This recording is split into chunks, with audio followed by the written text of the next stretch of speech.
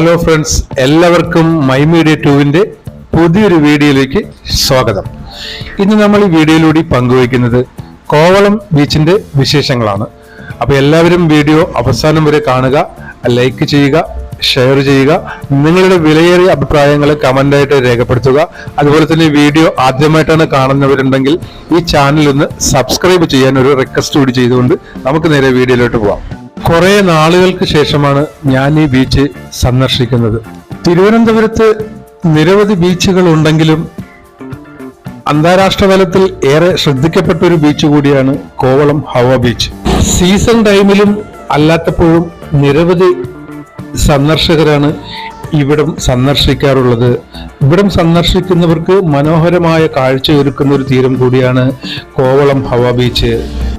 നമ്മൾ ഈ കാണുന്നത് ഉദയ സമുദ്ര ബീച്ചിന്റെ തീരമാണ്. മനോഹരമായ പാർക്കുകൾ ഇവിടെ കുട്ടികൾക്കായി തയ്യാറാക്കിയിട്ടുണ്ട്. ഇവിടെ വരുന്ന കുട്ടികൾക്ക് ഒരു എന്റർടൈൻമെന്റ് കൂടിയാണ് ഈ ഒരു പാർക്ക്. ഇവിടെ എത്തുന്ന വിദേശികളായ സഞ്ചാരികളെ ആകർഷിക്കുന്ന രീതിയിലുള്ള ഹോട്ടലുകളും റിസോർട്ടുകളും നമുക്കിവിടെ കാണാൻ കഴിയും. ഇവിടെ നിന്ന് നമ്മൾ മറ്റൊരു ഏരിയയിലോട്ട് ഈ കുത്തനെ കാണുന്ന സ്റ്റെപ്പ് കയറി വേണം ചെന്നെത്താൻ.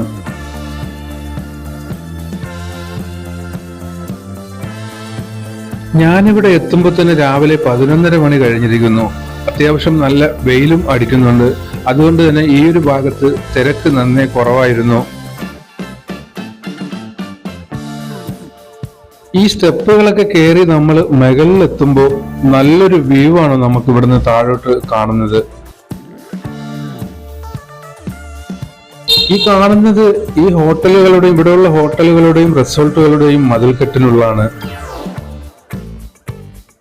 നീലാകാശം പോലെ പരന്നു കിടക്കുന്ന വളരെ ശാന്തസുന്ദരമായ തീരങ്ങളുള്ള ഒരു കടൽ തീരം കൂടിയാണ് കോവളം ഹവ ബീച്ച്. നീലാകാശവും നീലക്കടലും ചുറ്റും പച്ചപ്പോടുകൂടിയ പ്രകൃതി ഭംഗിയും സമ്മാനിക്കുന്നതിൽ ഒട്ടും മോശമല്ല കോവളത്തിന്റെ തീരങ്ങൾ. നമ്മൾ ഈ സ്റ്റെപ്പ് കയറി നേരെ വന്നിറങ്ങുമ്പോൾ ഇതുപോലൊരു ചെറിയൊരു തോട് കാണാം. അപ്പൊ ഇതിന്റെ ചുറ്റുപാട് നോക്കുമ്പോൾ ഇത് എവിടെ നിന്നാണ് ഈ വെള്ളം, ഈ തോടിൽ വെള്ളം വരുന്നതെന്ന് മനസ്സിലാക്കാൻ പറ്റുന്നില്ല. അങ്ങനെ ഒന്ന് കുറെ നേരം നോക്കി നിന്നപ്പോഴാണ് ചെറിയൊരു ചാല് പോലെ താഴോട്ട് ഇങ്ങനെ ഒഴുകുന്നത് കണ്ടത്. ഈ തോട്ടിൽ വെള്ളം എവിടെ നിന്ന് വരുന്നു എന്ന് അറിയാൻ വേണ്ടി ഇങ്ങനെ ഈ ചാലിൽ കൂടെ നടന്നിങ്ങനെ പോകുമ്പോഴാണ് ഇത് ചെന്ന് അവസാനിക്കുന്നത് കടലിലാണ്. അപ്പൊ മനസ്സിലായി കടലിൽ നിന്നുള്ള വെള്ളമാണ് ഇങ്ങനെ ഈ ചാല് വഴി ഇവിടെ എത്തി ഈ ഒരു തോടായിട്ട് ഇവിടെ ഇങ്ങനെ കടക്കുന്നത്.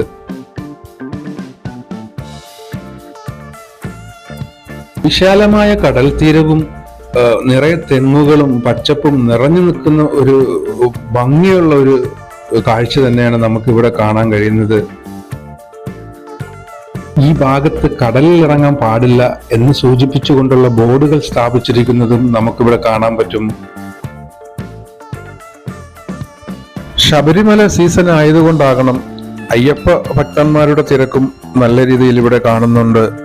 ഈ കാണുന്നത് കോവളം മുസ്ലിം ജമാഅത്ത് പള്ളിയാണ്.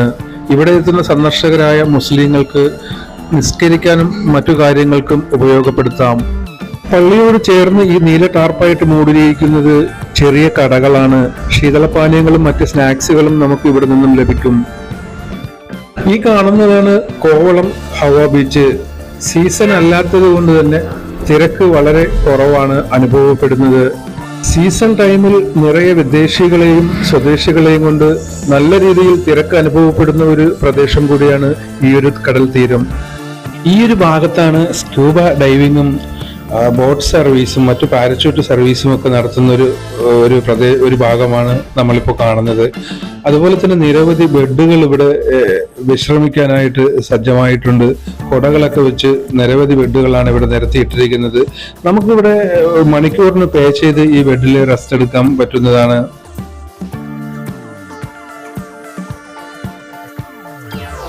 അതുപോലെ തന്നെ ഇപ്പോ ഉച്ചയ്ക്ക് 12:30 മണി കഴിഞ്ഞിട്ടുള്ള ടൈമിംഗ് ആണിത്. ഇന്ന് വെള്ളിയാഴ്ച ദിവസമാണ് ഞാനിവിടെ എത്തുന്നത്. അപ്പൊ വെള്ളിയാഴ്ച ജുമാ നമസ്കാരത്തിന് സമയമായി വരുന്നു. അപ്പൊ നിസ്കരിക്കാൻ വേണ്ടി നേരെ വിഴിഞ്ഞം പള്ളിയിൽ വേണം ജുമാ നിസ്കരിക്കാൻ എത്താനുള്ളത്. അതുകൊണ്ട് തന്നെ നമ്മൾ ഇവിടുത്തെ കാഴ്ചകളൊക്കെ കണ്ടിട്ട് എത്രയും പെട്ടെന്ന് ജുമാ നിസ്കരിക്കാൻ വിഴിഞ്ഞം പള്ളിയിൽ എത്തേണ്ടതുള്ളത് കൊണ്ട് തന്നെ നമ്മൾ ഈ കാഴ്ചകളൊക്കെ വളരെ പെട്ടെന്ന് പകർത്തുകയാണ്. അപ്പൊ ഈ ബെഡിലൊക്കെ ഇങ്ങനെ നമുക്ക് വേണമെങ്കിലും മണിക്കൂറിന് പേ ചെയ്ത് നമുക്കിവിടെ റെസ്റ്റ് എടുക്കാം. അതുപോലെ നിരവധി കടകളും ഇളനീർ കടകളും മറ്റു ചെറിയ ചെറിയ കടകളും ഒക്കെ ഇവിടെ ഉണ്ട്. ഈ ഉച്ച സമയം ആയതുകൊണ്ട് തന്നെ നല്ല രീതിയിൽ തിരക്ക് കുറവായത് കൊണ്ടാവണം മിക്ക കടകളും ഇവിടെ അടച്ചിട്ടിരിക്കുന്ന ഒരു കാഴ്ച കൂടിയാണ് നമ്മൾ കാണുന്നത്. അവിടെ ഇവിടെ ആയിട്ട് വളരെ കുറച്ച് ആൾക്കാർ മാത്രം കടലിലെ അവരുടെ വിനോദവുമായി ഏർപ്പെട്ടുകൊണ്ടിരിക്കുന്ന ഒരു കാഴ്ചയും നമുക്കിവിടെ കാണാൻ പറ്റും. ഈ കാഴ്ചകളൊക്കെ കണ്ട് ഇനി എനിക്ക് പോവേണ്ടത് വിഴിഞ്ഞം പള്ളിയിലാണ്. അവിടെയാണ് ജുമാ നിസ്കരിക്കാനുള്ളത്. അപ്പോൾ ജുമായ്ക്ക് ടൈമായി വരുന്നത് കൊണ്ട് തന്നെ ഈ കാഴ്ചകളൊക്കെ ക്യാമറയിൽ പകർത്തി ഞാൻ വിഴിഞ്ഞം പള്ളിയിലേക്ക് യാത്ര തിരിക്കുകയാണ്. ഇനി നിസ്കാരത്തിന് ശേഷം വേണം ലൈറ്റ് ഹൗസിൽ കയറാനുള്ളത്. അവിടെ 2 മണിക്ക് ശേഷമാണ് ഓപ്പൺ ആക്കുന്നത്. അപ്പൊ ഇനി നമുക്ക് വിഴിഞ്ഞം പള്ളിയിൽ ജുമാ നിസ്കരിക്കാൻ വേണ്ടി എത്തണം. അങ്ങനെ നമ്മൾ ജുമാ നിസ്കരിക്കാൻ വേണ്ടി വിഴിഞ്ഞം തെക്ക് ഭാഗം മുസ്ലിം ജമാഅത്ത് പള്ളിയിലാണ് എത്തിയിട്ടുള്ളത്.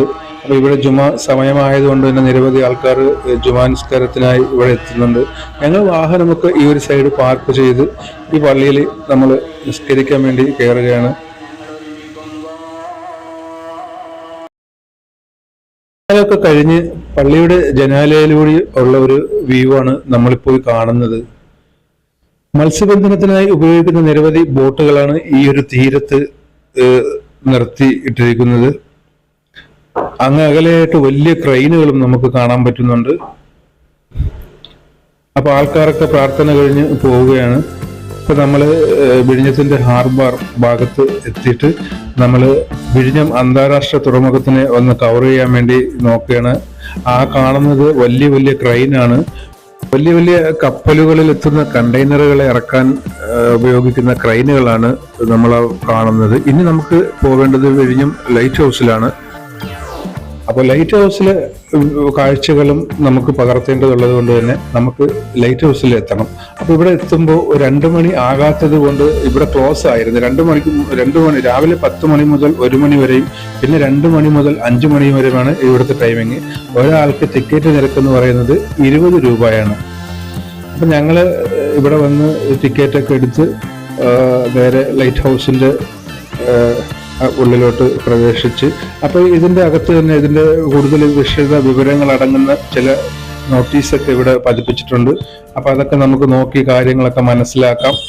അപ്പൊ നമ്മൾ ഇവിടെ ഈ സ്റ്റെപ്പ് കയറി വേണം മുകളിലെത്താൻ. ഇവിടെ ലിഫ്റ്റ് ഉണ്ടെങ്കിലും അത് 2 നിലയോ 3 4 നില വരെ ഈ ലിഫ്റ്റ് പോകും. അത് കഴിഞ്ഞാൽ വീണ്ടും 2 നില ചെറിയ സ്റ്റെപ്പ് കയറേണ്ടതുണ്ട്. അപ്പൊ സ്റ്റെപ്പ് കയറിയാണ് ഞങ്ങൾ നേരെ മുകളിൽ എത്തിയത്. ഇവിടെ മുകളിൽ എത്തിയപ്പോഴത്തേക്കും നമ്മൾ ശരിക്കും ഒരു വിമാനത്തിലിരിക്കുന്നതിന്റെ ഒരു ഫീലാണ് കിട്ടുന്നത്. കടലിന്റെ നടുക്ക് നമ്മൾ ഇങ്ങനെ നിന്നിട്ട് ഇങ്ങനെ ചുറ്റുപാടും നോക്കുന്ന ആ ഒരു ഫീല് വളരെ മനോഹരമായ കാഴ്ചകൾ സമ്മാനിക്കുന്നതിൽ വലിയൊരു പങ്ക് ഈ ലൈറ്റ് ഹൗസിന് ഉണ്ട്. അത് നമുക്ക് പറയാതിരിക്കാൻ വയ്യ. അപ്പൊ അതുപോലെ തന്നെ മിക്ക ആൾക്കാരും പറയുന്നത് കോവളം ലൈറ്റ് ഹൗസ് ആണ്. പക്ഷെ ഈ ലൈറ്റ് ഹൗസ് സ്ഥിതി ചെയ്യുന്നത് വിഴിഞ്ഞത്താണ്. അതുകൊണ്ട് തന്നെ ഇത് വിഴിഞ്ഞം ലൈറ്റ് ഹൗസ് ആണ്. നമ്മൾ നേരത്തെ വിഴിഞ്ഞം ഹാർബറിന്റെ ഭാഗത്ത് നിന്ന് നോക്കുമ്പോൾ അവിടെ കപ്പലൊന്നും കാണാനില്ലായിരുന്നു. ഇപ്പൊ നമ്മൾ വിഴിഞ്ഞം ലൈറ്റ് ഹൗസിന്റെ മുകളിലെത്തി വിഴിഞ്ഞം പിന്നെ പോർട്ടിൽ നോക്കുന്ന സമയത്ത് ദൂരെ നിന്ന് ഒരു കപ്പല് കരയെ ലക്ഷ്യമാക്കി അടുത്തോട്ട് വന്നുകൊണ്ടിരിക്കുന്നത് നമുക്ക് കാണാൻ പറ്റി. ഭയങ്കര സന്തോഷം തോന്നി. അപ്പോ ആ ഒരു കാഴ്ച കൂടി നമ്മൾ ക്യാമറയിൽ പകർത്തുകയാണ്. ഒരു ചെറിയ കപ്പലായിട്ട് നമുക്ക് തോന്നുമെങ്കിലും അതൊരു പടുകൂറ്റൻ ഒരു ഭീമൻ കപ്പൽ തന്നെയാണ്. നിറയെ കണ്ടെയ്നറുകളുമായിട്ടാണ് ഈ വിഴിഞ്ഞം തുറമുഖത്ത് ഈ കപ്പൽ എത്തിയിരിക്കുന്നത്. പിന്നെ ഈ ലൈറ്റ് ഹൗസിന്റെ മുകളിൽ നമ്മൾ കയറുമ്പോൾ പ്രായമുള്ളവരെയും കുട്ടികളെയും കഴിവിന്റെ പരമാവധി ഒഴിവാക്കുന്നതാണ് നല്ലത്. കാരണം നമ്മൾ ഇത് ലിഫ്റ്റ് ഉണ്ടെങ്കിൽ പോലും ഒരു 4 നില വരെ എത്തിക്കഴിഞ്ഞാൽ പിന്നെ 2 നില നമുക്ക് സ്റ്റെപ്പ് വഴി കയറി കുത്തനെയുള്ള കോണിപ്പടി വഴി കയറി വേണം മുകളിലെത്താൻ. അപ്പൊ പ്രായമായവർക്കും അതുപോലെ കൊച്ചുകുട്ടികൾക്കും അത് ഒരു ബുദ്ധിമുട്ടായിട്ട് തോന്നാം. അതുകൊണ്ട് അത് ഒഴിവാക്കുന്നതാണ് നല്ലത്. ലൈറ്റ് ഹൗസിന്റെ മുകളിൽ നിന്ന് നോക്കുമ്പോൾ ചുറ്റുപാട് ചുറ്റുപാടുമുള്ള കാഴ്ചകളെ വളരെ അധികം മനോഹരമാക്കിയതിൽ വലിയൊരു പങ്ക് വഹിക്കുന്ന ഈ ഒരു ലൈറ്റ് ഹൗസ് 1972 അതിന്റെ പ്രവർത്തനം ആരംഭിക്കുന്നത്. ഈ ലൈറ്റ് ഹൗസിന്റെ മുകളിലെത്തിയ മിക്ക ആൾക്കാരും ക്യാമറയിലൂടെ ഈ ഒരു ദൃശ്യങ്ങൾ പകർത്തിക്കൊണ്ടിരിക്കുകയാണ്. നമ്മൾ മുകളിൽ നിന്ന് താഴെ നോക്കുമ്പോൾ ആൾക്കാർക്ക് ചെറിയ ഒരു ഇതുപോലെ ഇങ്ങനെ ഇഴഞ്ഞു നീങ്ങുന്നത് പോലെ നമുക്ക് കാണാം. പിന്നെ ചുറ്റുപാടുമുള്ള വലിയ വലിയ ഹോട്ടലുകളും റിസോർട്ടുകളും ആയുർവേദ മസാജിങ് കേന്ദ്രങ്ങളും ഒക്കെ ആയിട്ട് ഇങ്ങനെ നല്ലൊരു കാഴ്ച നമുക്ക് ഇവിടെ നിന്ന് കാണാൻ പറ്റുന്ന ഒരു അനുഭവം തന്നെയാണ്. അപ്പോൾ കടലൊക്കെ കണ്ടില്ല, നല്ല ഭംഗിയോടുകൂടിയുള്ള ഒരു തീരം നമുക്ക് കാണാൻ പറ്റുന്നുണ്ട്.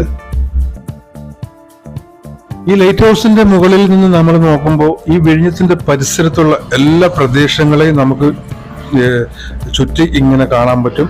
അപ്പോൾ വളരെ മനോഹരമായ ഒരു കാഴ്ച തന്നെയാണ്. കടലും കരയും ഇങ്ങനെ, ആൾക്കാരൊക്കെ ആണെങ്കിൽ കുഞ്ഞു കുഞ്ഞു എറമ്പുകൾ മാതിരി ഇങ്ങനെ എറമ്പ് ഓടുന്നത് പോലെയാണ് ഈ ആൾക്കാരൊക്കെ ഇങ്ങനെ കാണിക്കുന്നത്. അപ്പൊ നല്ലൊരു കാഴ്ച തന്നെയാണ് നമുക്ക് ഇതിന്റെ മുകളിൽ എത്തിയാൽ നമുക്ക് കാണാൻ പറ്റുന്നത്.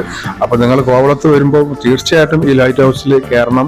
ഇത് കയറാതെ പോകുന്നത് വലിയൊരു നഷ്ടം തന്നെയാണ്. കാരണം നമുക്ക് നല്ലൊരു വ്യൂ ആണ് ഇതിന്റെ മേളിൽ നിന്ന് നമുക്ക് കിട്ടുന്നത്.